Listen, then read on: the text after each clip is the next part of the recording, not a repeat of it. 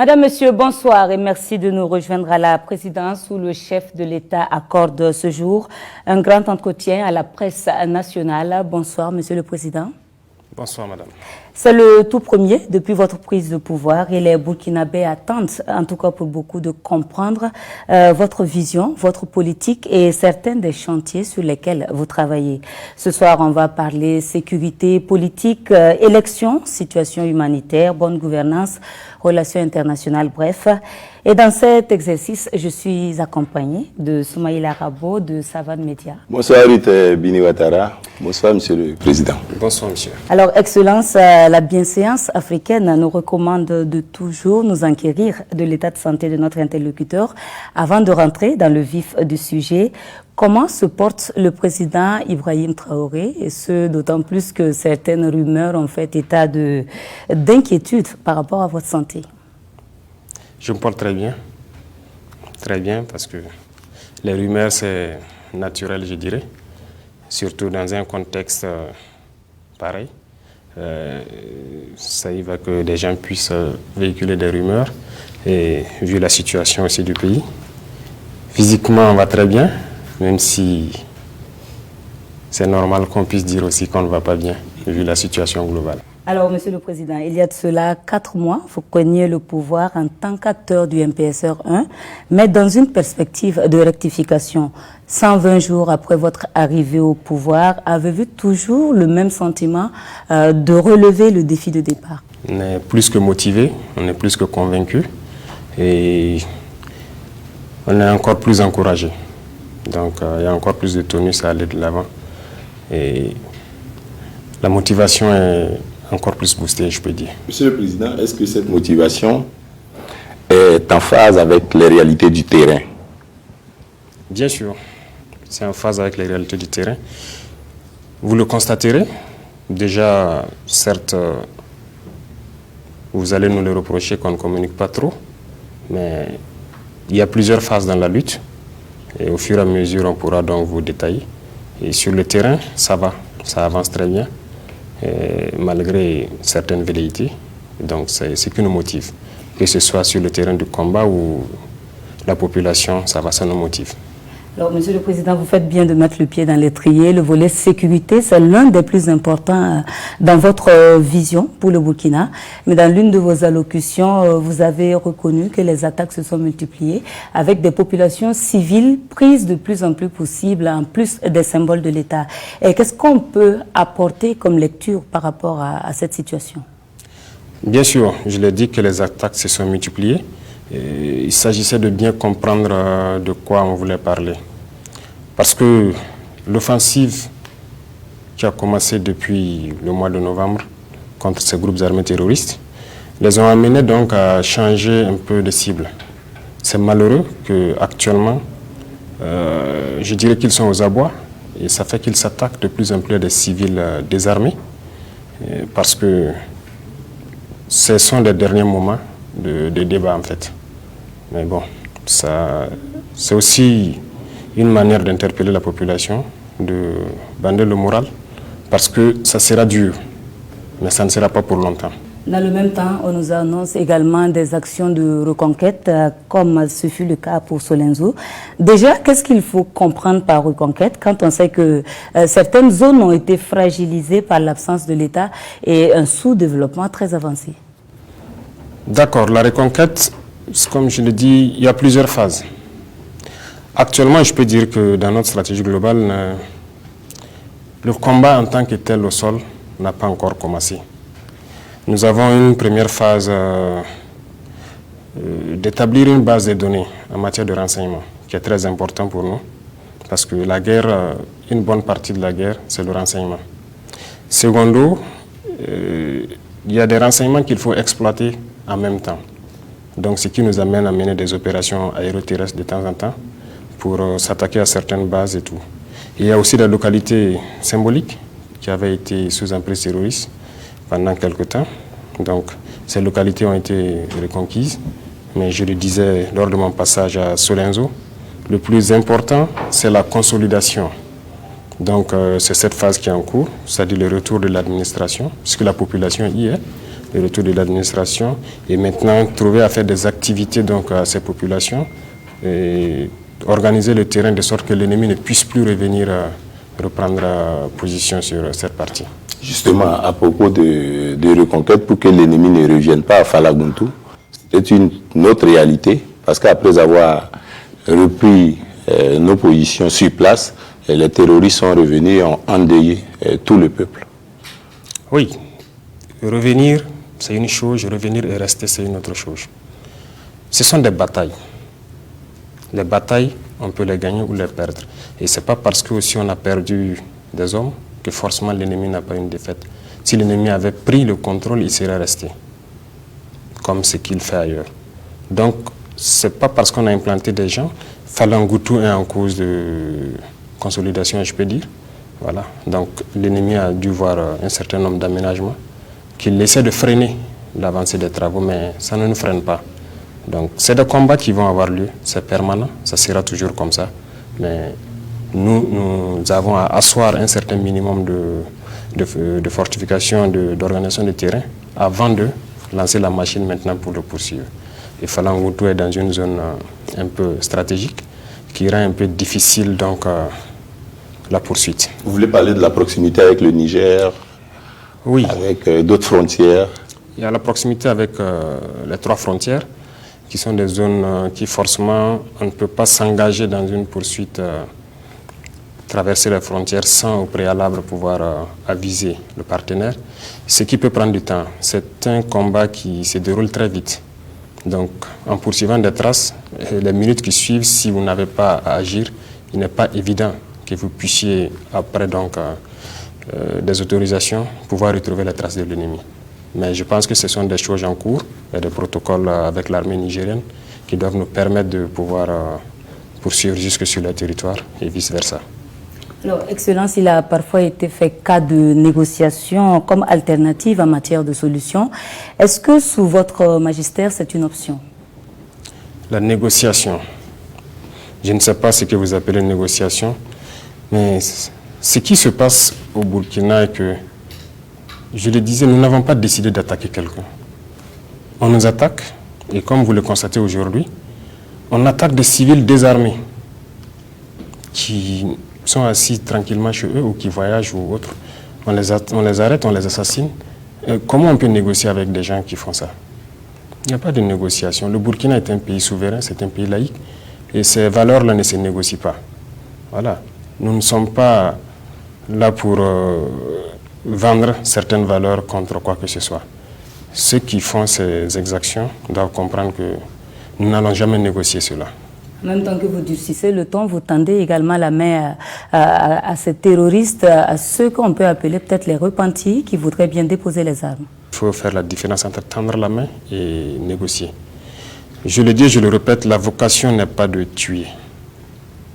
Aujourd'hui, nous souhaitons que ceux qui sont engagés avec ces groupes-là, qui ne sont pas vraiment convaincus, parce qu'ils ne défendent rien, il n'y a aucun idéal qui est défendu.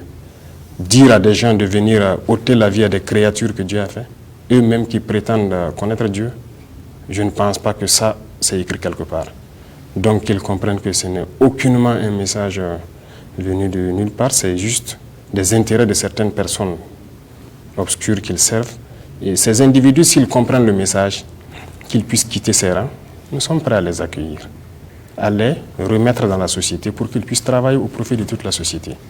Voilà, c'est de ça qu'il s'agit. Donc ceux qui veulent déposer les armes, nous sommes ouverts et nous allons trouver le canal nécessaire pour qu'ils puissent appeler ou se rendre et puis le faire. Monsieur le Président, on va aussi parler de moyens de défense. On sait que depuis votre arrivée, le gouvernement a fait des acquisitions d'équipements militaires et des accompagnements en matière de formation. On assiste aussi à une réarticulation de notre dispositif sécuritaire. Est-ce que vous pouvez nous faire un peu le point de tout ceci? L'acquisition des moyens, certes, je l'ai dit et j'ai même remercié certains États partenaires voisins qui nous ont permis d'acquérir certains moyens aussi rapidement, que ce soit aérien ou des moyens de combat terrestre. Mais c'est toujours en cours, donc on ne peut pas vous citer exhaustivement tout ce qu'on est en train d'acquérir. Mais oui, il y a beaucoup de moyens qu'on est en train d'acquérir parce qu'il y a lieu de s'équiper. Et comme vous l'avez dit, on s'est réarticulé en 6 régions et 6 groupements. parce que les rôles doivent être différents. Voilà. Il y a le recrutement, il y a la formation, et il y a aussi le combat, parce que là, nous sommes en guerre. Donc, il y en a qui auront la tâche de faire la guerre, et d'autres auront la tâche de recruter, de former et de mettre à disposition. Donc, il faut équiper rapidement tous ces groupements pour que chacun soit autonome en matière de renseignement, en matière d'appui aérien, en matière d'appui terrestre et tout. Donc, on est en plein équipement, oui. Est-ce que, quelque part, quand on écoute votre discours de Solenzo, vous n'avez pas, dans le déploiement de la nouvelle stratégie, recruté par exemple les VDP avant de chercher la dotation, les équipements, les moyens qu'il faut pour les opérationnaliser? C'est l'impression que le citoyen a. Bien sûr. Nous ne pouvons pas dire que quelqu'un ne peut pas avoir une impression. Les VDP, c'est une stratégie que nous avons expérimentée parce que la nouvelle donne est que nous ne le sommes plus seuls. Nous les mixons, ils sont avec les FDS. Et donc, le volume qui a été recruté et tout, ça a été bien pensé. Et il a fallu en même temps lancer le processus pour les équiper. Et déjà, si vous le remarquez, j'ai pu dire que beaucoup de communes qui étaient déjà sur place ont été dotées. Même si ce n'est pas à 100%, il y a un bon pourcentage qui a été doté. Et les VDP nationaux, qui sont en phase de formation par vague, donc la première vague qui est sortie a été entièrement équipée. Donc on ne peut pas dire qu'on n'avait pas prévu. On fait l'effort de rattraper, en tout cas ils finissent et ils sont équipés. Donc c'est ce que nous essayons de faire. Et au fur et à mesure que les différentes vagues seront formées, ils seront équipés. Bien qu'ils ne sont pas encore engagés, c'est là que j'ai dit que la guerre n'a pas encore commencé. Vous avez demandé 50 000, il y a eu 90 000 volontaires qui étaient prêts à défendre leur patrie. Finalement, qu'est-ce que vous avez décidé? De prendre les 90 000 ou de vous en tenir aux 50 000 demandés? Non, tous ceux qui sont volontaires, nous les prendrons. Nous avons juste vérifié et nous allons trouver des rôles pour certains peut-être qui ont des petits soucis de santé, qui ne pourront pas peut-être manœuvrer sur le terrain, ou d'autres par l'âge. Parce qu'il y a plein de gens qui se sont enrôlés. Il y a des commerçants, il y a des travailleurs qui ont laissé carrément leur boulot pour venir défendre la patrie. Il y a des étudiants qui ont laissé les études pour venir défendre la patrie. Il y a des vieilles personnes, très âgées, qui sont arrivées. Donc, ils ne peuvent pas donner le même... Les vieilles personnes, ceux qui sont un peu malades, ne peuvent pas donner le même rythme que les jeunes. Mais la plupart sont des jeunes et nous allons les prendre tous, les équiper et les permettre de défendre leur patrie parce que c'est le patriotisme qui les a animés. Il n'y a pas de raison donc de refouler quelqu'un dans ce sens. Et comme je dis, s'il faut encore plus de VDP, nous irons vers ça. Monsieur le Président, on ne peut pas parler de sécurité sans évoquer la question des droits de l'homme. L'armée qui a souvent été accusée de commettre des exactions et même de prendre certaines ethnies possibles. Qu'est-ce que vous avez à faire comme commentaire par rapport à ça? D'accord, merci. Cette question de droits de l'homme, c'est important. D'abord, il faut dire que les droits de l'homme sont venus avec la question des VDP. C'est ce qui inquiète plus les gens. Il faut dire que la question des VDP, ce n'est pas d'abord nous qui l'avons initiée. Nous avons salué déjà l'initiative d'avoir créé des VDP, mais nous souhaitons améliorer la version des VDP. C'est ce que je disais. Nous ne souhaitons pas les organiser en groupe indépendant qui agissent seuls. C'est dans ce cadre qu'il peut y avoir des exactions. Parce qu'ils partent, ils ne peuvent pas faire forcément la différenciation entre un suspect et voilà, qui n'est pas suspect. Mais nous avons décidé de les encadrer. Aujourd'hui, les VDP qui manœuvrent, même les VDP nationaux que j'ai dit qu'on est en train de déployer, il y a toujours des militaires dedans. Donc ils sont constitués en équipe et commandés par des militaires jusqu'au plus bas échelon. Donc ils ne peuvent plus aller seuls aller agir. Donc ça, c'est un volet très important. Et au cours de leur formation, la structure des droits humains qui est ici a une plage horaire où ils partent les former en droits humains. Donc on a intégré ça et à tous les niveaux, ça se fait. Et les exactions, comme on aime le dire, il faut faire la différence parce que souvent aussi il y a beaucoup de choses et peut-être que c'est le lieu pour moi de sensibiliser un peu les gens sur certains comportements lorsqu'ils voient donc des FDS manœuvrer. Donc il y a des comportements à éviter lorsque les gens sont en patrouille ou engagés dans des escortes, qu'il faut filmer les escortes, essayer en tout cas de prendre quoi que ce soit comme renseignement. D'autres le font parce que par ignorance, mais pour le combattant, c'est du renseignement qu'il cherche pour l'ennemi. Notamment les passages des convois. Bien sûr. Et il y a des zones aussi non habitées où les gens, on va peut-être les interpeller. Il y a des zones vraiment carrément dégagées. Et les gens qui se trouvent à faufiler entre les buissons, c'est assez compliqué pour ceux qui font la reconnaissance, de faire la distinction souvent. Ces situations peuvent arriver, mais c'est des cas très rares. Mais parler d'exaction en tant que telle, je ne pense pas qu'actuellement, ils savent ce qu'ils font, ils sont bien encadrés. De temps en temps, Monsieur le Président, votre gouvernement doit répondre à des correspondances de partenaires qui s'inquiètent de la situation justement des droits de l'homme au regard de l'orientation de la lutte sur le terrain. Comment vous répondez? Bien sûr, nous répondons. Nous avons des conventions qu'on a signées, nous respectons ces conventions et nous avons l'encadrement nécessaire. Et en permanence d'ailleurs, que ce soit les FDS ou les VDP, les droits de l'homme viennent continuer la formation. Et s'il y a des cas d'exaction avérés, c'est déjà arrivé dernièrement, on arrête les suspects, on mène l'enquête, on confirme et puis on met la sanction qu'il faut. Ce n'est pas des cas qui ne sont pas arrivés. Hein. Dernièrement, c'est arrivé. Ceux qui ont été fautifs ont été arrêtés, les enquêtes se sont poursuivies jusqu'à ce que voilà, le droit va se prononcer. Sur le cas de Nouna, par exemple, où il se dit que même avant les résultats de l'enquête, que les VDP s'en sont pris à des citoyens burkinabés issus de la communauté Peul, pas moins de 28 ont été criblés de balles. Est-ce que vous avez pris le dossier en main? Comme vous l'avez remarqué, le procureur donc, en son temps a fait un communiqué. Dans le communiqué que les enquêtes sont en cours. Donc des enquêtes ont été diligentées pour qu'on puisse... c'est de la balistique qu'il faut faire. Parce que quand on dit des VDP, c'est trop facile que des hommes armés tuent des gens et on dit automatiquement des VDP. Qu'est-ce qui prouve que ce sont des VDP? C'est de ça qu'il s'agit. Il faut faire d'abord une analyse de la balistique. Parce que, est-ce qu'il y avait vraiment des VDP là-bas? Ça, c'est une question. Est-ce qu'ils sont sûrs qu'on a implanté des VDP là-bas? Si c'est des cellules locales aussi, est-ce qu'ils ont des preuves? C'est trop facile pour l'ennemi de venir agir pour essayer de vous mettre en porte-à-faux. C'est très facile, c'est une tactique aussi, ça existe. L'ennemi lui-même vient, il fait l'exaction et on crée automatiquement donc, cette flamme pour dire que voilà, ce sont les FDS. Combien de fois nos frères d'armes ont été attaqués par des gens, ce qu'on appelle la perfidie? Ils viennent en tenue, correctement habillés comme des FDS, ils font les exactions, ils repartent. On dit que c'est des FDS. Et souvent même les FDS, donc de responsables de la zone, sont surpris. Qui a fait ça? Donc plusieurs fois, les convois même sont tombés dans des embuscades, des attaques ont eu lieu par confusion. Ils patrouillent, ils voient des gens en tenue, dans le même accoutrement avec le même type de véhicule, et subitement ils ouvrent le feu. Donc on appelle ça de la perfidie. C'est des choses qui existent aussi. Donc il faut que les gens arrivent à faire le distinguo pour ne pas laisser l'ennemi nous mettre en porte-à-faux les uns contre les autres. Monsieur le Président, on va aussi parler de la communication de votre gouvernement.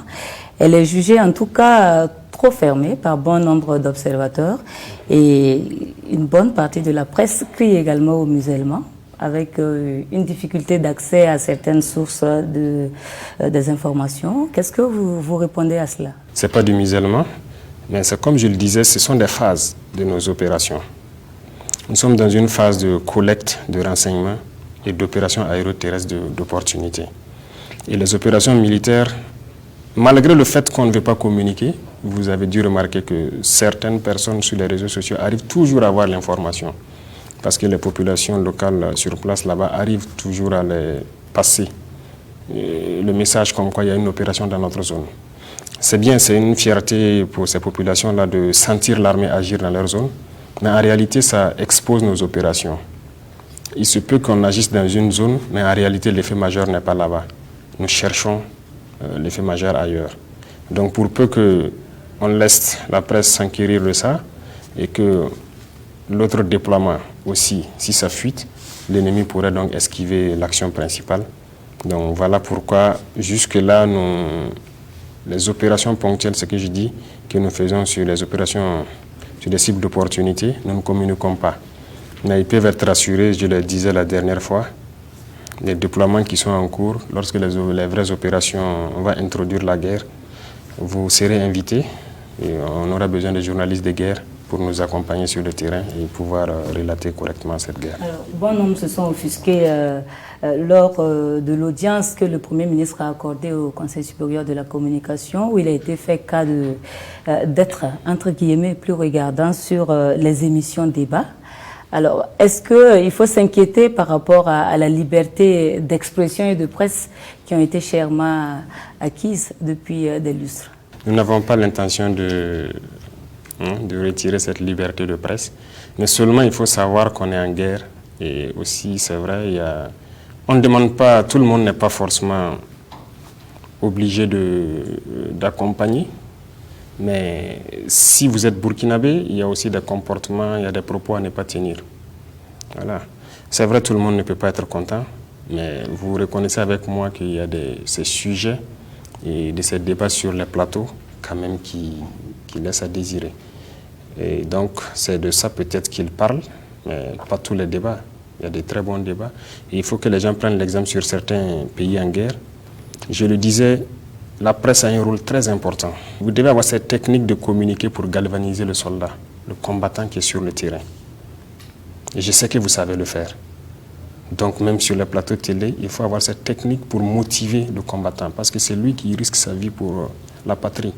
Il n'y a pas de raison de parler et de le décourager. Donc j'invite les gens, ceux qui sont invités, quand on veut parler, il faut réfléchir. Est-ce que c'est bien pour ma patrie ou c'est pas bien pour ma patrie?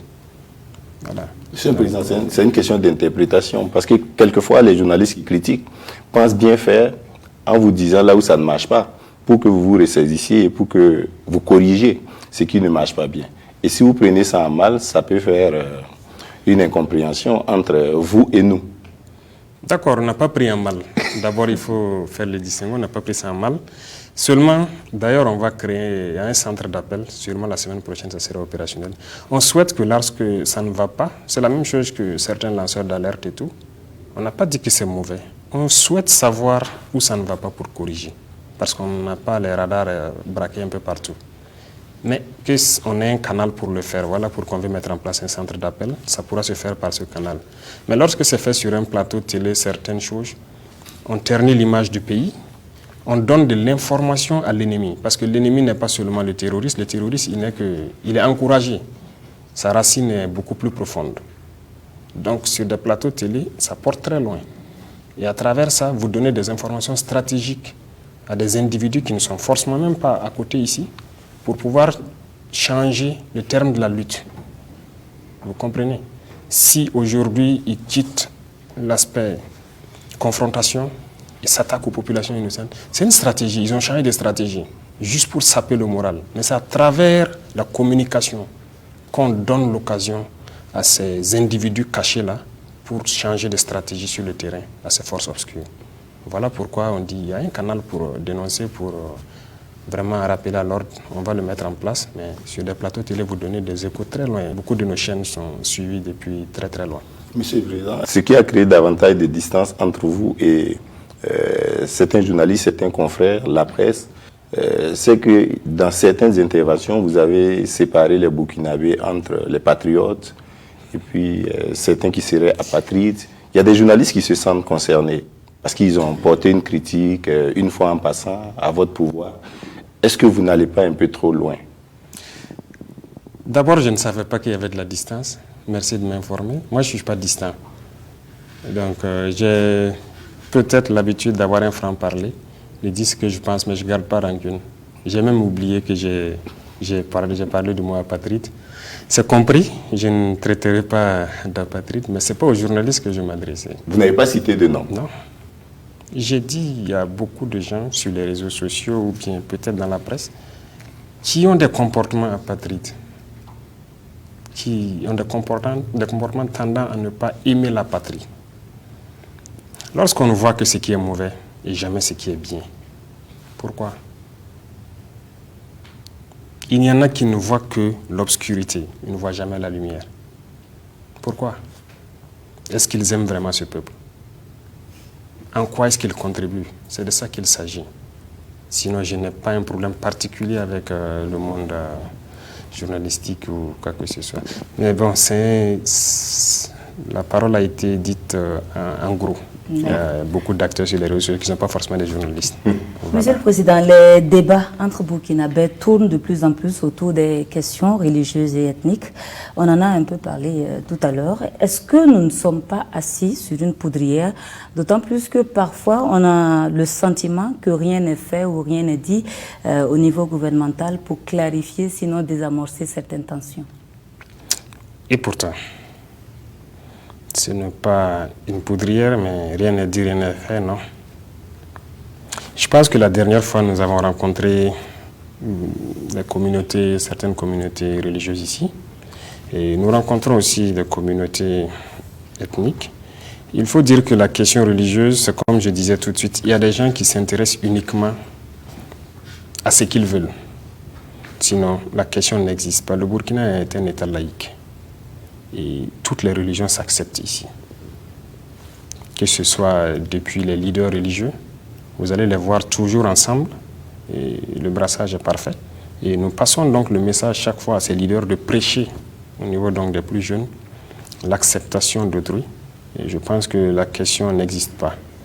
Voilà. Aujourd'hui, vous trouverez donc des représentants d'une communauté aller donc chez d'autres communautés, faire la même prière pour le peuple. Et il ne faut pas donc s'attarder sur certains débats qui ne nous avancent pas surtout.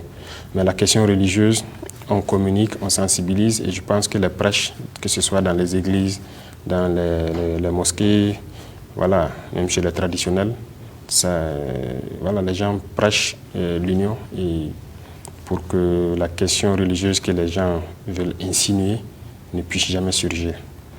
Voilà. La question ethnique, je ne sais pas s'il faut en parler. Je pense que ça aussi, c'est de la manipulation, parce qu'il n'y a pas de question ethnique. Personne n'est contre une ethnie. C'est des spéculations. Et vous aurez dû remarquer, l'armée est déployée partout. On ne déploie pas en fonction de telle ethnie dans tel village ou telle ethnie. On est déployé partout. Et nos actions actuellement, que ce soit les escortes de vivres ou des actions offensives, on les fait au profit de tout le monde. Donc il n'y a pas de distinction. C'est malheureux de voir des gens faire la victime et trouver qu'on fait des exactions contre certaines communautés ou je ne sais pas quoi dire. Mais je trouve que ces gens ne font même pas du bien à ces communautés-là. Ils ne sont pas utiles à ces communautés parce que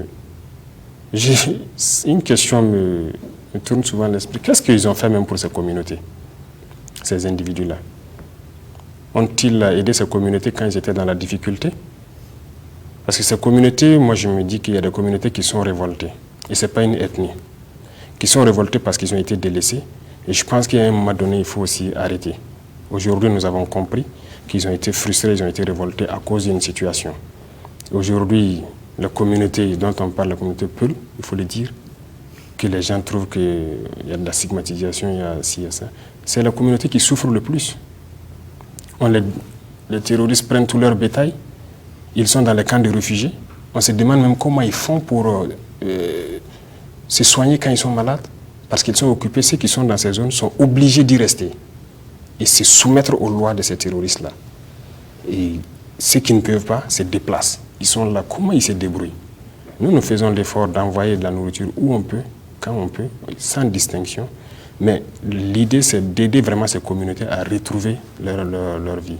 Donc ceux qui sont peut-être à l'arrière, qui parlent de ça, moi je vais les demander peut-être qu'est-ce qu'ils ont fait pour ces communautés. C'est la question qu'il faut se poser avant de commencer à écouter cette question de stigmatisation-là. À côté de la grande question de la sécurité, il y a l'autre grande question de l'humanitaire. Et quand vous êtes arrivé au pouvoir, les Burkinabés ont senti tout de suite une accélération dans les ravitaillements des localités sous blocus terroriste. Et puis, 3 mois après, c'est comme s'il y a une décélération. Vous avez baissé le rythme des escortes, des ravitaillements. Quand on prend Solé dans le Lorum, quand on prend Arbinda dans le Soum, quand on prend Silmagué dans le Namentenga, ces populations nous approchent pour demander des vivres, pour vous interpeller. Qu'est-ce qui coince? Ok. Il n'y a pas eu de décélération à notre niveau. Quand vous parlez de Soleil, je pense que Soleil a été ravitaillé la semaine passée. Je pense que c'est la première fois qu'un ravitaillement terrestre arrive depuis quelques années, hein, au prix d'énormes sacrifices. Il faut saluer la bravoure de ces hommes qui ont été engagés. Voilà, des dizaines et des dizaines d'IED qui ont été détruits. Et au moins, c'est une base où ils ont rencontré sur leur progression un contact quand même qui les a fait dormir dans la brousse pendant des jours à cause des dégâts matériels qu'on a connus. C'est des choses qui ne se disent pas, mais les hommes se battent et partent au prix de leur vie vers là où ils doivent aller. Parce que pour moi, il ne s'agissait pas d'amener quelques tonnes avec un hélicoptère. Il fallait aller par la route, ravitailler sérieusement ces zones et les hommes ont relevé le défi. Et Dieu seul sait quels sont les obstacles qu'ils ont croisés en route, mais ce sont des exemples que je vous donne. Arbinda, ça a été ravitaillé il y a peut-être 1 mois et demi de cela, mais il faut reconnaître qu'il y a une population immense à Arbinda, donc ça n'a pas suffi. Et c'est en cours, de même que certaines autres localités, Djibo ou autres. Il faut dire que la difficulté actuellement, c'est les camions. Voilà, les camions pour pouvoir ravitailler. Et on avait même, j'ai vu l'état-major qui a communiqué pour qu'on puisse louer à frais social ou ceux qui peuvent donner, qu'ils puissent donner. Mais jusque-là, il n'y a pas eu de manifestation en tant que telle. Parce que plus les prix sont élevés, moins on peut louer. Donc, à l'instant où je parle, on est en train de chercher à louer. Voilà. Certains aussi sont réticents pour donner leur camion à cause de l'insécurité. Mais bon, je pense que c'est le sacrifice à faire. Donc, je vais interpeller donc, ceux qui en possèdent de faire le sacrifice. Et ensemble, on peut quand même essayer de relever ce défi-là. Le temps qu'on puisse remettre en bon état nos routes. En tout cas, nous, on fait le maximum pour assurer la sécurité de ces camions actuellement pour y arriver et revenir. Vous avez parlé de la grande population de Arbinda. C'est là que des femmes ont été enlevées. Vous les avez retrouvées, vous les avez sécurisées, mais il y a beaucoup de non-dits autour de cette affaire. Quelle est la vérité, Monsieur le Président? La vérité. Cette affaire, c'est comme je dis, et d'abord, je pense que le ministre de la Communication a eu à parler sur ça, les circonstances, comment on l'a appris, comment on a eu tous les détails. Je pense qu'il a parlé sur ça. Et je pense que ça doit nous interpeller. Chacun doit pouvoir réfléchir et comprendre un peu le jeu. Les femmes ont été retrouvées. Elles sont actuellement dans un centre pour d'abord prendre soin d'elles psychologiquement, les remettre vraiment en bon état de santé, psychologique et physique. Et dans le même temps, il y a des cellules prévotales qui sont là-bas pour les interroger. Donc c'est en cours. À travers donc tout ce qu'elles pourront nous dire, on va rétablir la vraie vérité. Mais une chose est sûre, c'est qu'il y a quand même un flou autour de la question. Voilà. Mais je ne saurais vous dire exactement ici, mais les femmes sont en train de... Les langues se délient un peu.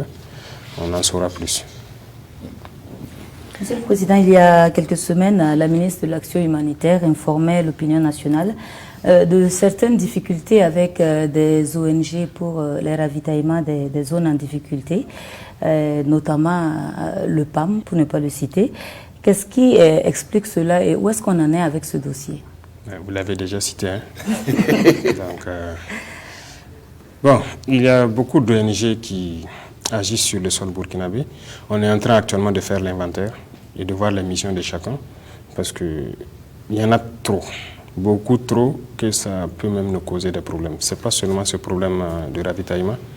Avec le PAM, je pense que Madame la ministre a été assez claire, assez explicite. C'est bien. Si on peut nous aider à ravitailler nos populations, c'est bien. C'est même très bien. Qui ne veut pas ça? C'est ce que nous souhaitons. Mais nous souhaitons que ce qui part là-bas, qu'on ait un œil dessus. Qu'est-ce qui part, qu'est-ce qui est dans les sacs, qu'est-ce qui est servi aux populations, où ça part. Mais bon, à un moment donné, on ne se comprenait pas parce qu'ils ne souhaitaient pas qu'on puisse suivre, qu'on puisse être dedans. et qu'on n'ait pas un contrôle. Donc c'est là qui était le blocus. Et en temps aussi, il y avait les questions de frais, bon, que nous ne pouvons pas éventuellement supporter. Mais je pense qu'il y a eu plusieurs réunions, il y a eu un protocole qui a été établi et qui a permis donc d'asseoir une procédure pour que nous puissions suivre. Donc si on ne peut pas suivre, on est obligé de faire clouer les hélicoptères. Si on ne sait pas où ça part, qu'est-ce qui est dedans, on est obligé de faire clouer. Excellence, on va aussi parler coopération internationale. Alors, on sait que plusieurs de vos soutiens, en tout cas, ont réclamé à corps et à cri la diversification de nos partenariats, notamment en matière sécuritaire. Et on sait également que pas mal de ces soutiens ont aussi demandé le départ de l'une des plus anciennes de nos partenaires, qui est la France. Alors, depuis quelque temps, le sentiment commun est que entre le Burkina et la France, ça ne va pas vraiment. Monsieur le Président, beaucoup voudraient savoir si c'est une réponse à l'appel de la rue, un choix mûrement réfléchi, ou alors est-ce que on est en train de sonner la rupture définitive de nos relations diplomatiques avec la France? D'abord, il faut changer le terme rue. Je préfère jeunesse consciente. Voilà, parce que je pense qu'aujourd'hui, avec ce que nous observons, que ce soit nous ou ceux qui viendront après nous, personne ne doit pouvoir s'amuser avec l'avenir de cette jeunesse-là. Ça, c'est le message qu'on a compris à travers donc, ces manifestations. Secondo, donc, à travers donc, les relations, diversifier, on diversifie. Vous l'avez remarqué, il y a plusieurs missions qui ont été effectuées, d'autres sont à venir, pour vraiment scruter d'autres horizons. Parce que nous voulons des partenariats, comme on aime le dire, gagnant-gagnant, franc. Si on nous dit, je vous donne ça et je veux ça en retour, on discute, on s'entend, si ça nous arrange, on le fait. Mais nous ne voulons peut-être pas de partenariat un peu flou, un peu pas clair, si je peux dire, déséquilibré, non. Donc c'est ça. Donc ce qui fait qu'on recherche beaucoup d'autres partenaires dans cette lutte-là. Mais il n'y a pas une dent contre un partenaire particulier ou une haine contre un partenaire particulier. Et comme vous dites, la fin des relations diplomatiques, non. Vous faites allusion à la décision de dénoncer l'accord la dernière fois. C'est un accord militaire et dans les textes de l'accord, il est prévu qu'une des parties puisse le dénoncer. Donc c'est juste un processus qui a été enclenché, mais ça n'a rien à voir avec la diplomatie. L'ambassade française est là, les ressortissants français sont là, de même que notre ambassade là-bas. Et donc il n'y a rien diplomatiquement qui a été touché. Il s'agit donc d'un accord de présence militaire. Et même, comme ils l'ont dit, notre souveraineté, ça dépend de nous. Donc c'est ce que nous réclamons à travers donc, la dénonciation de cet accord. Donc il n'y a pas de rupture de relations diplomatiques ou des haines contre un État particulier. Monsieur le Président, avec la France, c'est beaucoup plus compliqué que cela. Il y a eu plusieurs incidents. Il y a eu à votre prise de pouvoir les violences contre l'ambassade de France, le consulat, les instituts français. Il y a eu 2 citoyens français soupçonnés d'espionnage qui ont été renvoyés chez eux. Il y a eu votre demande de changement de l'ambassadeur français au Burkina. Et puis il y a eu la dénonciation de cet accord. Donc la multiplication des incidents peut laisser croire que vous voulez rompre avec la France au profit de la Russie, par exemple, ou même de Wagner. Merci de rentrer dans le sujet. Je savais que vous, les journalistes, vous viendrez sur ça. Non, il y a plusieurs incidents, certes. Il y a plusieurs incidents, mais quand il y a des incidents, c'est normal qu'on prenne des mesures. Parce que ce que les gens disent peut paraître des préjugés. Mais aujourd'hui, nous sommes à un niveau de responsabilité donné. Lorsqu'on constate que certains préjugés sont réels, il y va de soi qu'on prenne nos responsabilités et qu'on prenne des décisions dans le sens donc, de ce que ce peuple souhaite. Et tout ce que le peuple veut, c'est sa souveraineté et pouvoir vivre dignement et bien. Et nous avons cette capacité.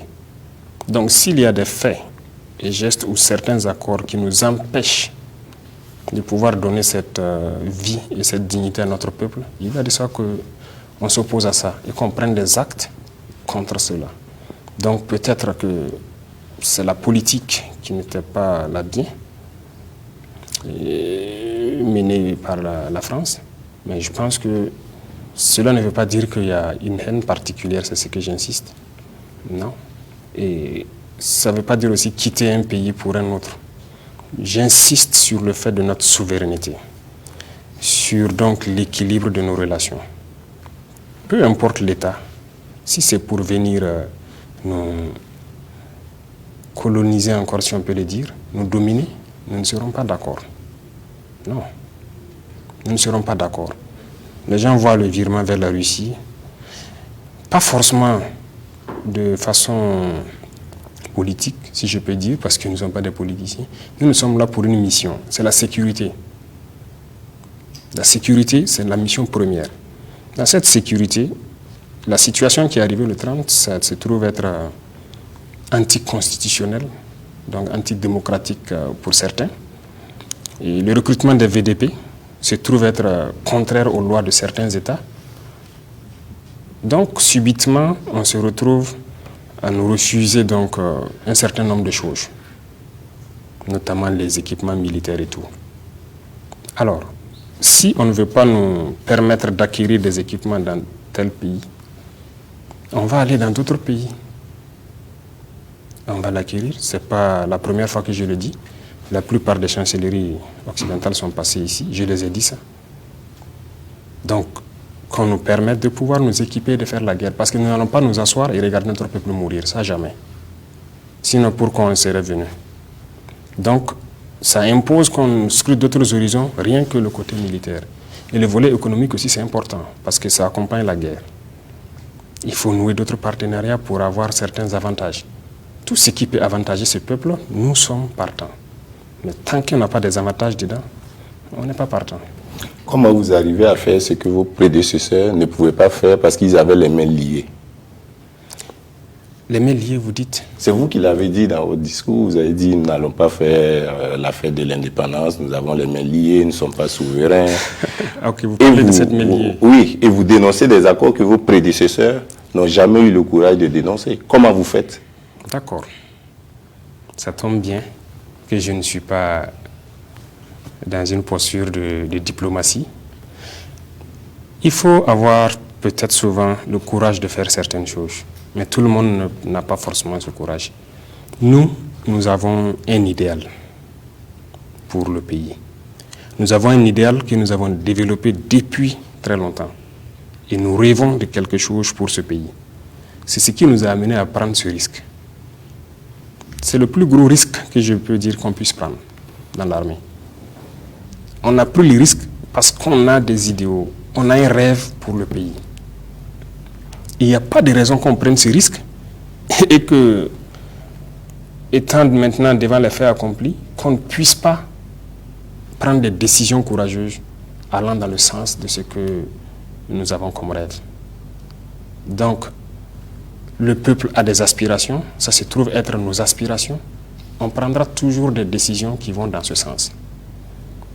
Les prédécesseurs, peut-être que pour des raisons politiques, comme c'était, comment je vais dire, c'est la démocratie. La politique politicienne? Je ne connais pas la politique, mais la manière de la faire, je ne sais pas. Ils n'avaient pas peut-être ce courage de le faire. Et bon, la différence aussi, c'est que, comme je dis, nous sommes plus... peut-être que la guerre a contribué à nous rendre beaucoup plus courageux, plus durs. C'est aussi l'effet, comment je vais dire, la guerre n'est pas que mauvaise. À force de nous coincer, à force de l'adversité, ça nous change. Mais retenez une chose, la seule chose qui nous anime, c'est le bonheur de ce peuple-là, le rêve que nous avons pour ce peuple. Et pour ça, on prendra toutes les décisions nécessaires. Et sur Wagner? Oui, Wagner, on a entendu dans la presse partout que Wagner est à Ouagadougou. Nous aussi, on a appris ça comme ça. Et j'ai même demandé à certains, ah bon, ils sont où? Entre-temps, on a appris qu'ils sont même logés dans un hôtel quelque part. Nous, on était surpris de voir de quoi il s'agissait. Mais je pense que c'est quelque chose qui a été juste créé pour... vous voyez, il y a un état d'esprit général. Lorsque vous traitez avec Wagner, tout le monde vous fuit. Donc, c'est quelque chose qui a été créé pour que tout le monde nous fuit. Eh bien, félicitations. C'est bien. Lorsque vous vous retrouvez coincé comme ça, vous êtes obligé de développer des solutions endogènes. C'est ce que nous sommes en train de faire. Et nous sommes capables, ce pays-là est capable de transcender tout ça. Wagner n'est donc pas une option que vous envisagez? Wagner, nous avons nos Wagner déjà. Les VDP que nous recrutons, c'est les premiers Wagner. Alors, coopération internationale, coopération sous-régionale également. Monsieur le Président, quel est l'état de nos relations avec les pays voisins? Alors, on sursure depuis quelque temps qu'il y aurait du gaz dans l'air entre le Burkina Faso et la Côte d'Ivoire, parce que la Côte d'Ivoire déjà n'a pas répondu à l'invitation du Burkina pour l'ouverture officielle du Salon international de l'artisanat. Alors, beaucoup font cas, en tout cas, de bisbilles entre les deux pays, d'autant plus que l'on estime que la Côte d'Ivoire est proche de la France et que comme la France est maintenant en train d'être plus distante du Burkina, alors on a vite fait de tirer des conclusions. Est-ce qu'on peut savoir exactement de quoi il en retourne? C'est de notre devoir de travailler entre les deux États pour que ces conclusions ne soient pas réelles. Pour l'instant, pour ce qui est du CIAO, bon, je ne peux vous répondre pourquoi il n'était pas là. Et concernant nos rapports avec nos pays voisins, je peux dire que c'est plus ou moins bon. Plus ou moins bon parce que nous espérons plus de coopération, il faut le dire. Surtout sur le volet sécuritaire. C'est ça qui nous intéresse le plus. Ce serait intéressant que chacun comprenne l'enjeu du moment, que ce n'est pas une affaire du Burkina. C'est une affaire qui va affecter tout le monde, et qu'on puisse coopérer beaucoup plus et se donner plus la main. Sinon, dans l'ensemble, ça va. Les armées coopèrent bien. Les opérations, beaucoup sont en planification, d'autres se déroulent déjà avec certains pays voisins où on arrive même à traverser, rentrer chez les uns les autres. Les autres aspects, je pense que c'est à nous de développer ça, les premiers responsables. Monsieur le Président, on vous a vu au Mali, mais on ne vous a pas vu au Niger. Ça va, ça ne va pas avec le Niger? Ça va venir. Ça va venir. Je ne me déplace pas beaucoup parce que la situation est préoccupante à l'intérieur. Il faut se concentrer plus. Avec le Mali, d'abord, je vous disais, comme quand j'étais là-bas, nous avons plus de 1200 km de frontière avec le Mali. C'est la plus grande frontière. Mais pourquoi les gens ne veulent pas qu'on coopère? Et secondo, vous aurez remarqué, de l'ouest jusqu'au nord, les peuples, c'est les mêmes peuples en fait qui se trouvent de part et d'autre. Donc, il était urgent pour nous de chercher à mutualiser nos moyens rapidement et de renforcer cette coopération. Parce qu'on a beaucoup de proximité, tant sur le plan social, sur beaucoup d'autres aspects aussi. Et quoi qu'on dise, ça ne veut pas dire qu'avec les autres, ça ne va pas. On communique. Il y a des missions déjà. Et peut-être bientôt, quand on va faire baisser la fièvre à l'interne, on peut se permettre de ressortir. Par rapport à nos relations avec la CEDEAO, qui est notre organisation commune sous-régionale, la CEDEAO rassure qu'elle est prête à accompagner le Burkina. Le Burkina rassure que la transition va travailler à organiser des élections mi-2024, mais il y a toujours des inquiétudes chez les citoyens. Ils sont convaincus que quelque chose ne va pas avec la CEDEAO. C'est quel détail, Monsieur le Président? Ça, peut-être les citoyens pourront vous le dire, les détails. Ce que je sais de la CEDEAO, c'est comme vous l'avez dit, il y a des traités, nous sommes toujours dans le même sillon. Il y a des échéances que la CEDEAO, donc, on s'est accordé sur ça, notamment l'organisation d'élections en 2024. Nous avons bien souhaité, ce serait bien que nous puissions même finir, sinon en tout cas diminuer l'effet de ce phénomène-là bien avant et repartir vivre nos vies. Et on aurait souhaité donc qu'on soit bien soutenu Et vraiment qu'on puisse nous appuyer, qu'on puisse rapidement faire cette guerre et organiser ces élections-là. Mais pour l'instant, nous sommes à 4 mois. On n'a pas encore eu de soutien militaire. Parce que quand on dit soutien militaire, c'est l'équipement qui compte beaucoup pour nous. L'acquisition rapide, comme ça se fait dans certains États. Mais on attend toujours, on espère que la CEDEAO va répondre. Est-ce que vous l'avez demandé expressement au président Embalo? Oui, je l'ai demandé verbalement depuis octobre. Et je pense qu'en octobre, on a même adressé une correspondance avec une liste. C'est même pas la CEDEAO seulement. À l'Union européenne, on a beaucoup d'autres partenaires. On a carrément écrit avec carrément une liste d'équipements qu'on souhaite quand même acquérir pour la lutte. Mais bon, pour l'instant, on n'a pas eu de réponse concrète. Donc, on se bat avec nos moyens. Le Mali, dont nous sommes très proches, a quitté le G5 Sahel, mai 2022. Vous êtes arrivé au pouvoir après. Est-ce que vous voulez quitter aussi le G5 Sahel? Si le Mali a quitté, ce n'est plus G5. Le nom n'a pas changé. Donc, ça devient G4 alors. Ça dépend. C'est une organisation qu'on ne maîtrise pas trop, si on peut dire comme ça. Parce que les effets, quel était le résultat attendu? Il faut qu'on fasse peut-être une analyse à l'interne ici. Qu'est-ce que le G5 nous permet d'acquérir? Quel est le résultat qu'on attendait? Est-ce qu'on a attendu cela? Et on va faire cette analyse et puis décider. Parce que si ça ne nous sert pas trop, on verra la décision à prendre. Mais pour l'instant, je pense que ce qui est le plus important pour nous, c'est bilatéral. Parce que le contexte du Burkina est assez particulier. On a 6 pays limitrophes. Donc, nous, on doit se battre sur plusieurs fronts. Et ce n'est pas la même chose.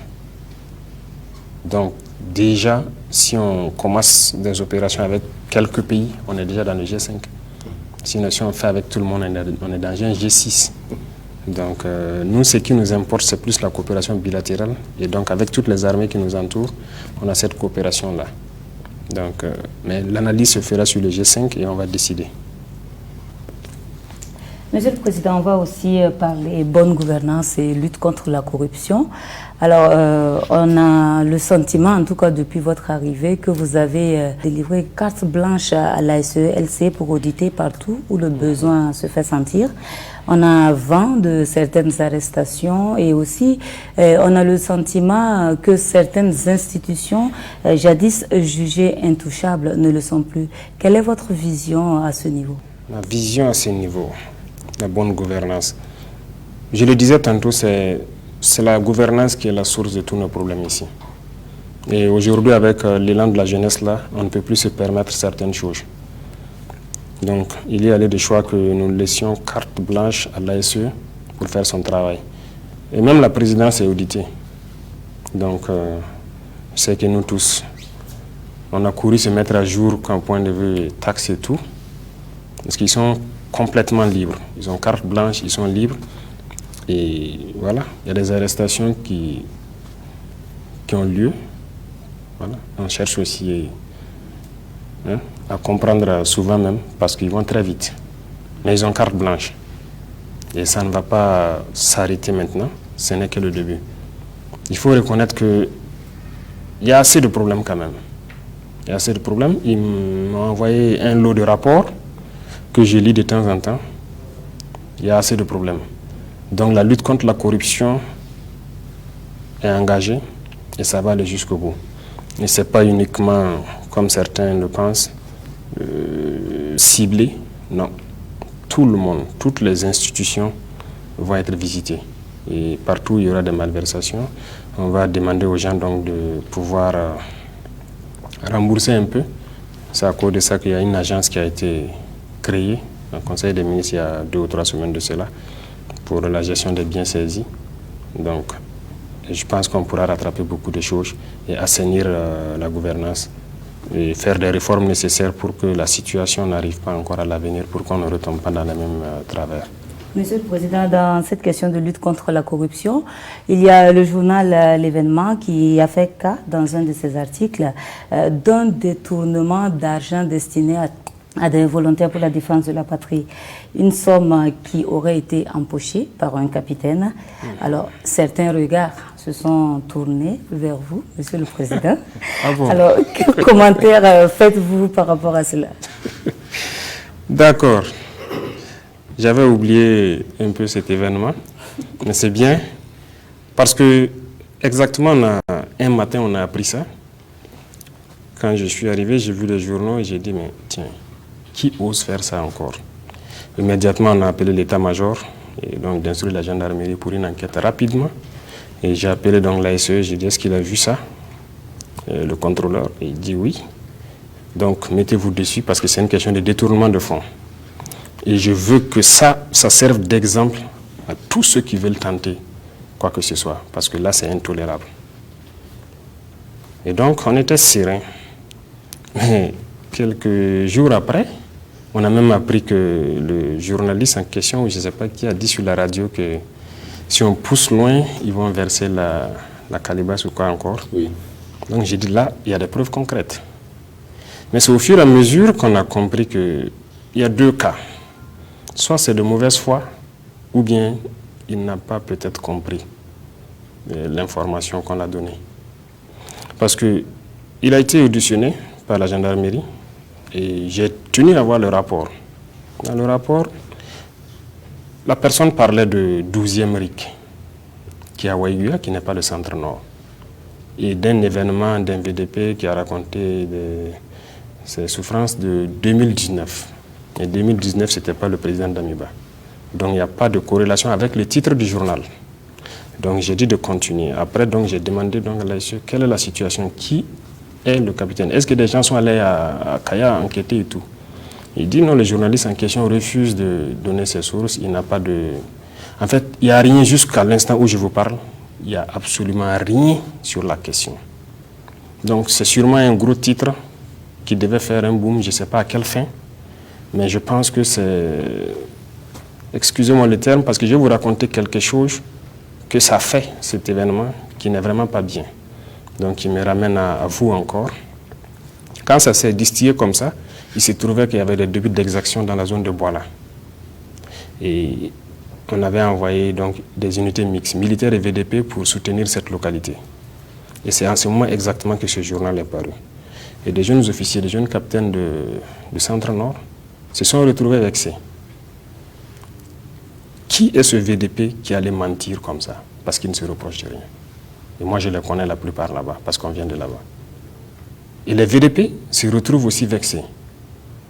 Qui a inventé ce mensonge? Puisque les responsables ont demandé même à venir nous croiser ici. On a dit non, l'heure n'est pas à ça. Des enquêteurs vont venir. Ce qui s'est passé, qui a détourné, vous allez voir. Au fur et à mesure, les jours passés, on se rend compte que un climat de méfiance qui s'est installé entre les militaires et les VDP. Et à Boala, ça n'allait pas. Chacun se regarde en chien de faïence. Vous voyez comment une information peut casser la lutte quand je vous parle. Et les gens ont replié finalement sur Kaya. Et les gens étaient un peu découragés. Donc il y a un collaborateur à qui j'ai dit non, d'aller à Kaya. De parler aux gens, non. Je ne pense pas. C'est à ce moment que j'ai compris que peut-être ils avaient une autre cible. Mais ce n'est pas les jeunes innocents qui se battent. Les jeunes capitaines qui se battent à Kaya, ce n'est pas eux la cible. Monsieur le Président, on parle aussi de surfacturation dans des achats de motos. Bien sûr, je vais revenir à ça. Oui. Mais il faut que je vous explique clairement ce qui se passe ici et que vous appreniez tous des leçons de cette situation. Quand je parle souvent, que ça peut casser la lutte. Voilà ce que ça crée comme événement dans la lutte. Ce n'est pas bien. D'autant plus que je pense qu'il a eu une mauvaise information. Et au fur et à mesure que les jours passaient, avec le procès du DG Lonabé, j'ai compris qu'il y a eu 400 millions qui ont été donnés à l'état-major général des armées pour soutenir les opérations par la Lonabé. Je pense que c'est cette information qu'il a soit mal compris ou qu'il a voulu manipuler à des fins, je ne sais pas. Parce que ces 400 millions ont servi effectivement à payer près de 200 motos pour les VDP de Kaya, 10 tricycles, beaucoup d'autres choses. Et donc ça, les enquêteurs ont pu voir sur place les traces de ce truc. Et ça n'a pas été dépensé par les officiers des CAIA. Ça a été dépensé par l'état-major. Aucune somme n'est touchée par en fait, un officier sur le terrain. Donc c'est pas sain et c'est pas bien. Revenant donc à la question des motos, la surfacturation, c'est réel, il faut le dire, mais ce n'est pas hier ou avant-hier que ça a commencé. Et d'ailleurs, ça s'est sorti au moment où les auditions étaient en cours. Donc c'est depuis fin décembre que la gendarmerie a été saisie par cette question de surfacturation. Et la gendarmerie a auditionné donc, le commerçant impliqué, a transféré donc, au niveau de la justice militaire. Donc le parquet s'est saisi et ils ont entamé les auditions. Et donc c'est en cours de semaine passée que les auditions ont commencé avec les personnes impliquées. Et c'est là que aussi on a pu voir que ça fuitait. Donc sinon c'est en cours. Et ceux qui seront coupables, ils vont payer. Jusqu'à une date récente, Monsieur le Président, des citoyens vous soupçonnaient de protéger des activistes pro-MPSR2 qui parfois sont allés jusqu'à menacer des gens de mort. Est-ce que quelque part vous n'avez pas influencé la justice dans ce sens pour que ces gens ne soient pas inquiétés? Retenez quelque chose, nous venons du champ de bataille. Nous n'étions pas dans la vie courante urbaine. Nous sommes très très rares en ville, donc on n'est même pas trop dans les réseaux sociaux comme ça. Donc c'est des choses qu'on découvre au fur et à mesure. Donc pro ou pas pro, c'est relatif. Et la justice fait son travail. Je pense que ce à quoi vous faites allusion, ils ont fait des arrestations. Je pense qu'il y a un jugement qui doit venir. La justice est indépendante, tellement indépendante que nous n'interférons pas dans ce qu'ils font. Non. Donc c'est des spéculations que les gens peuvent avoir, mais c'est aussi bien que j'espère que le traitement est la même chose que pro-MPSR et puis quoi? C'est contre MPSR? Anti-pro, anti-contre. J'espère qu'ils vont faire le même traitement aussi contre ceux qui passent le temps aussi à insulter ou à diffamer le MPSR. On peut les poursuivre aussi. Mais il le faut. Monsieur le Président, l'indépendance peut être valable pour la justice civile de droit commun, mais par exemple pour le tribunal militaire, où les juges, le procureur agissent par instruction. Dans l'affaire, par exemple, Emmanuel Zungrana, votre frère d'armes, est-ce que ce n'est pas vous qui êtes à la manœuvre? D'accord. Comme vous l'avez dit, mon frère d'armes. Bon, je pense que le colonel Zungrana était en prison pour des faits que je ne maîtrise pas. Et l'une des premières choses, c'était d'abord, j'ai vu le ministre de la Justice, pour qu'on puisse voir tous ceux qui sont en prison, qu'est-ce qui peut être fait. Parce que moi, j'ai une responsabilité et je peux avoir des prérogatives, notamment gracier des gens ou pas. Donc, on m'a détaillé les dossiers, ainsi de suite, et on me conseille aussi. Donc, pour certains cas, donc, de laisser la procédure se poursuivre et tout. J'ai dit, oui, il n'y a pas de problème, vous poursuivez. Et pour le cas de Zungrana, on avait dit donc, s'il n'y a rien de concret à le reprocher, on lui donne une liberté provisoire en attendant que... En fait, c'est une procédure, la justice, ils le font de façon très indépendante. Et je pense que c'est ce qui a été suivi et il a été libéré. J'ai été encore surpris de voir qu'il était, depuis la cellule, déjà impliqué dans un autre projet. Parce qu'il a été libéré et avant que les enquêtes qui étaient en cours remontent encore à lui. Et je pense qu'il y a les détails techniques qui ont été transférés au parquet, notamment des téléphones qui avaient été saisis dans ces cellules, qui prouvent que depuis l'intérieur encore, pendant qu'on réfléchissait à sa liberté, il y avait d'autres manœuvres. Donc, nous, on n'a pas de manœuvre à faire contre quelqu'un. Si on doit le faire, on peut le faire de façon ouverte. On n'a rien à cacher ou à... Pourquoi? Quand vous arriviez au pouvoir, en fait, certains étaient convaincus que vous étiez en de très bons termes avec le colonel Zungrana. Très bons termes, c'est-à-dire, moi, je suis en très bons termes avec tous les frères d'armes. à moins que quelqu'un ne veut pas être en bon terme avec moi. Je le disais tantôt, quand quelque chose ne va pas, je vous dis, mais on n'a pas de rancune, mais très bon terme. Est-ce que on n'a pas de relation particulière? On s'est rencontrés quelquefois dans le cadre du travail, mais on n'a pas de relation particulière, contrairement à ce que certains pensent. Moi, j'étais artilleur à Kaya, et bon, c'est vrai que je fais des détachements un peu partout, mais on n'a pas de relation particulière, non. Monsieur le Président, on va accélérer parce qu'on a pris énormément de temps. On va parler de développement endogène, notamment les secteurs de l'agriculture et de l'élevage.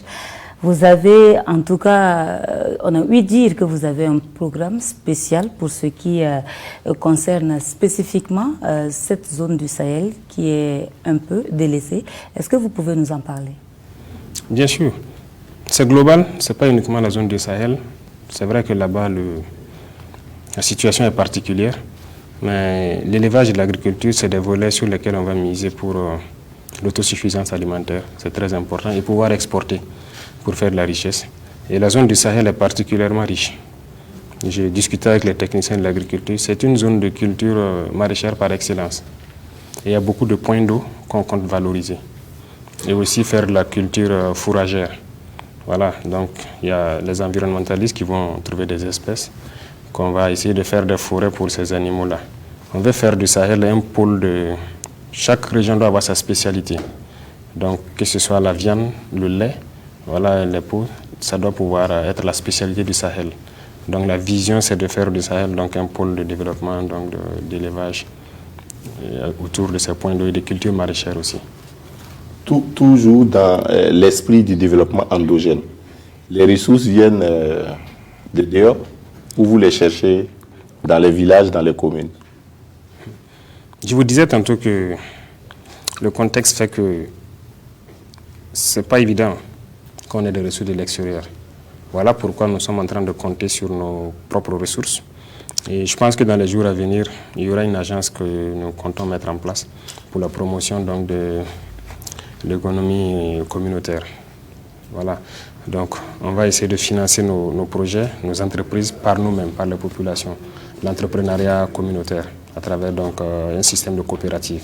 Chacun va mettre la main à la poche? Bien sûr.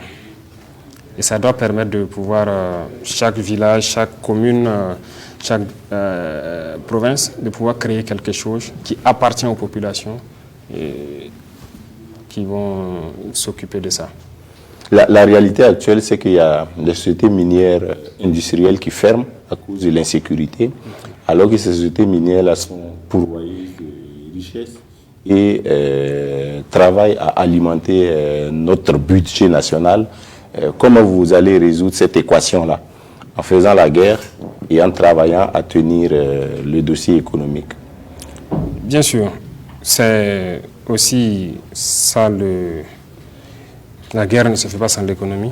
L'or est le premier produit d'exportation du Burkina. La production est en train de baisser à cause de l'insécurité. Donc nous travaillons d'abord à maintenir le cap des sociétés qui sont déjà là en exploitation pour que ça ne baisse pas encore, que d'autres ne ferment pas. Mais nous allons réouvrir celles qui avaient fermé pour des raisons d'insécurité. Nous avons bon espoir que nous allons les réouvrir et les sécuriser et relancer le secteur, mais aussi moderniser le secteur parce que je dirais révolutionner le secteur. Parce que ce qui se passe actuellement, ce n'est pas évident que c'est à l'avantage du Burkina. Donc il y a plusieurs réformes à faire dans le secteur. Vous voulez nationaliser des mines industrielles tenues par des partenaires extérieurs? Non, pas forcément nationaliser ce qui est tenu. Mais il faut revoir parce que le système ne nous arrange pas. Actuellement, nous sommes à 10% de participation de l'État dans toutes les sociétés minières industrielles. 10% d'action pour l'État burkinabé. Quand vous dites 10%, est-ce que vous contrôlez l'or qui sort réellement? Puisque depuis la prospection, le carottage, il n'y a pas de laboratoire ici pour vous dire il y a combien de grammes d'or dans une tonne de minerai. Ça se fait à l'extérieur. Donc on vient vous dire, dans votre or, il y a tel pourcentage d'or. Et quand ils produisent, c'est eux encore qui disent, voilà, il y a telle teneur. Les déchets que vous appelez charbon fin, les scories et tout, ce n'est pas ici que c'est traité, c'est à l'extérieur. Qu'est-ce qui est réellement dans notre sol? Vous ne maîtrisez pas. Et quand on dit 10%, je suis étonné de savoir c'est quoi 10%. Puisqu'on ne sait même pas ce qui est dans notre sol. C'est dans cette optique que vous projetez une relecture du code minier, la construction de notre propre raffinerie. Bien sûr, la relecture est en cours, ça va finir bientôt. La raffinerie, c'est nécessaire. Il y a aussi le traitement des déchets miniers. C'est ça aussi qui est très important. Donc, c'est des choses à voir impérativement. Pour financer l'effort de guerre, Monsieur le Président, vous avez demandé la contribution populaire. Vous avez rencontré vos partenaires sociaux. L'unité d'action syndicale vous a apporté ensuite sa réponse. C'était le NIET, pas de 1% sur les salaires des travailleurs. Est-ce que quelque part vous êtes senti frustré, surtout dans votre élan pour mettre fin au terrorisme? Non, pas frustré. Nous, on est toujours préparés à tout. Quand on fait quelque chose, on s'attend à oui ou non. Donc déjà, on est préparé. Donc ça ne surprend pas. Et aussi, comme on le dit, tout le monde n'est pas obligé de suivre la marche qu'on veut. On peut avoir des avis divergents. Donc le non, ce n'est pas grave. Voilà pourquoi on a demandé une contribution volontaire. Parce qu'il y a ceux qui dirigent, qui peuvent dire quelque chose. Mais ce n'est pas évident que tous les travailleurs ne veulent pas contribuer. Déjà, beaucoup ont souscrit. Ça se passe très bien. Donc, les arguments sortis, bon, je suis désolé, mais ce n'est pas des arguments que je trouve qui devraient sortir à ce niveau. Ils ont parlé de corruption, ils ont parlé de non-augmentation des salaires des fonctionnaires depuis 2012, ils ont parlé de l'argent de l'État qui se retrouve dans des poches de gens. Oui. C'est fondé. La population estime que la pression fiscale est suffisamment exacerbée avec l'adoption pratiquement à chaque nouvelle loi de finances de nouvelles taxes. Et en plus de cela, il y a le traitement salarial qui ne connaît pas d'évolution. Et en plus de ça, on veut encore ponctionner 1% du salaire. Est-ce que vous ne pensez pas que tous ces arguments aussi sont justifiés? Bien sûr, ils ont raison. Mais vous avez dit depuis 2012. Qu'est-ce qui a mené ça? Il y a la corruption, il y a beaucoup de choses, il y a beaucoup de restes à recouvrer. Mais vous êtes d'accord avec moi que ce n'est pas du jour au lendemain qu'on va recouvrer ça? Ça veut dire à cet instant, j'ai dit aujourd'hui, vous me recouvrez tous les chèques à blanc qui sont déposés au Trésor, qui sont dépénalisés. Il y a des procédures? Bien sûr, il y a des procédures. Vous avez dû même voir, je prends un cas simple des amendes au niveau des condamnations. Le ministre de la Justice a fait un communiqué l'autre jour. Plus de 9 milliards, mais ce n'est pas recouvré. Donc elle a interpellé les greffiers à se mettre au travail pour pouvoir recouvrer ça. La corruption, ça existe. On est en train de lutter contre ça. Il y a des pratiques qui sont là, qui sont terribles. Et on est en train de découvrir au fur et à mesure. Et voilà. Monsieur le Président, 4 mois de gouvernance, oui. 3 gouvernements, KLM 1, 2 ministres qui n'ont pas été installés, KLM 2, le ministre des Sports qui a été débarqué, KLM 3 est actuellement en fonction. Alors, on se demande un peu à quoi répondent ces différents changements. Est-ce que ce sont des erreurs de casting? Il n'y a pas d'erreur de casting. Vous savez, il y a 22 millions de Burkinabés. Il y a plusieurs personnes susceptibles donc d'occuper ces postes-là. Donc si on a fait des choix, ça ne veut pas dire que c'est forcément les plus parfaits. Mais chaque ministre a une mission, des objectifs et aussi on a une règle de conduite. Donc en fonction de ces aspects-là, on pourra décider de vous amener ailleurs ou voilà.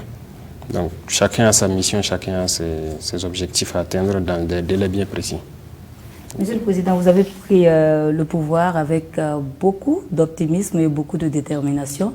4 mois durant lesquels vous avez été à l'épreuve. Est-ce que cet optimisme et cette détermination ne se sont pas émoussés? Est-ce que vous êtes toujours dans la même dynamique et avec le même entrain? Plus que dans la même dynamique. On est engagé à fond. Ça, vous pouvez être rassuré. Et avec l'élan actuel de patriotisme ressenti au niveau des jeunes, ça ne fait que nous motiver. Nous avons cru à un moment donné qu'on a une jeunesse qui ne comprenait pas, qui n'était pas trop patriote. Mais avec ce qu'on voit actuellement, ça nous encourage. Je le disais de l'autre côté, on a besoin de courage et c'est ça qui nous encourage. Justement, qu'est-ce que vous pensez de toutes ces mobilisations, tous azimuts? On est agréablement surpris, je peux dire. Et vraiment agréablement surpris. On a compris que la jeunesse a compris. Et ils doivent aller dans un sens, nous allons les accompagner pour y aller. Il y a certaines choses qui ne doivent plus être de pratique de mise au Burkina Faso. Ça, il faut que tout le monde le comprenne. Et cette jeunesse-là, elle est éveillée. Et plus jamais, on ne pourra revenir sur certaines pratiques au Burkina Faso. Donc ça nous motive à lancer vraiment la lutte, à avoir plus le courage d'y aller. Monsieur le Président, sur les réformes politiques et institutionnelles, les Burkinabés vous attendent partout, y compris les acteurs politiques, mais aussi d'autres institutions comme la justice. Quelle justice vous voulez pour le Burkina Faso? D'accord, merci. Il y a plusieurs réformes en cours et je pense que ça va faire l'objet d'un cadre carrément de concertation dans beaucoup de domaines. Il faut qu'on puisse réformer et laisser réellement des bonnes pratiques à ceux qui vont prendre le relais. Parlant de la justice, je disais donc au CSM, au Conseil supérieur de la magistrature et aussi à l'ordre des avocats que j'ai rencontré dernièrement, je veux qu'ils puissent créer un nouveau type de justice au Burkina et non celui appris ailleurs. Une justice basée sur nos réalités, sur nos traditions, si on peut dire. Parce que je pense que chez nous, il n'y a pas de prison en tant que telle. C'est seulement les fous furieux qu'on voit souvent enchaînés et voilà, déposés. Dans ce sens, je veux dire que les gens qui trichent, qui sont condamnés, qui sont dans les maisons d'arrêt, il y a un programme qu'on veut mettre en place, un programme de production où l'armée interviendra. Et je souhaite donc que les peines de ces gens qui sont dans les prisons, hormis bien sûr les criminels dangereux, qu'on puisse transformer ces peines en travaux d'intérêt public. Parce que le Burkina n'est pas construit d'abord. C'est un État qui n'est pas du tout construit. Il faut qu'on construise, il faut qu'on puisse manger à notre faim. Et je ne vois pas bien qu'on condamne des gens, qu'on les dépose et qu'on les nourrit. Donc je souhaite que ce soit des peines de travaux d'intérêt public. Et ça doit nous permettre de les faire travailler dans nos champs communautaires qu'on va créer pour produire pour les autres. Et aussi permettre de faire d'autres types de travaux, notamment les infrastructures, l'assainissement et tout. Donc qu'on puisse employer les prisonniers à des peines, pour des peines de travaux d'intérêt public et que ça puisse servir à construire la nation. Et à l'issue de ça, si le prisonnier a un bon comportement et qu'il a appris déjà un métier, on peut faire la réinsertion sociale. C'est mon rêve comme ça en fait pour la justice. Excellence, est-ce que vous avez le sentiment que dans cette guerre, nous sommes sur le chemin de la victoire? Ah oui, ça c'est... On est sur le chemin. Déjà, beaucoup de gens pensent que ça a commencé, j'aime le dire toujours, ça va commencer dans quelques jours. Actuellement, c'est des opérations ciblées. Nous sommes en train de faire une base de données. Nous avons des opérations qui nous permettent aujourd'hui, nous avons des moyens qui nous permettent d'observer tout. Et lorsque nous découvrons, s'il y a nécessité, on détruit. Mais les opérations réelles terrestres vont commencer bientôt. On est plus que convaincus. La victoire est certaine. Ça, le pays retrouvera son calme d'antan. Merci, Monsieur le Président. C'est avec ce message optimiste que nous refermons ce grand entretien qui a duré plus d'une heure d'horloge. Madame, Monsieur, merci de nous avoir suivis. On se retrouve très bientôt sur la RTV. Bonsoir.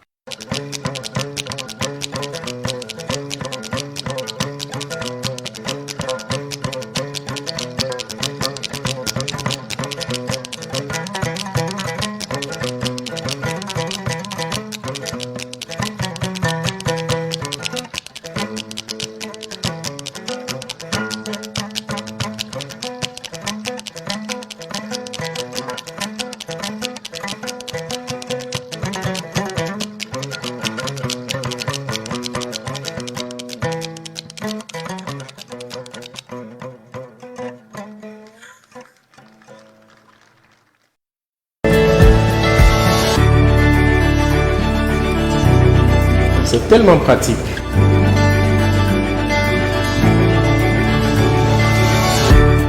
C'est plus rapide.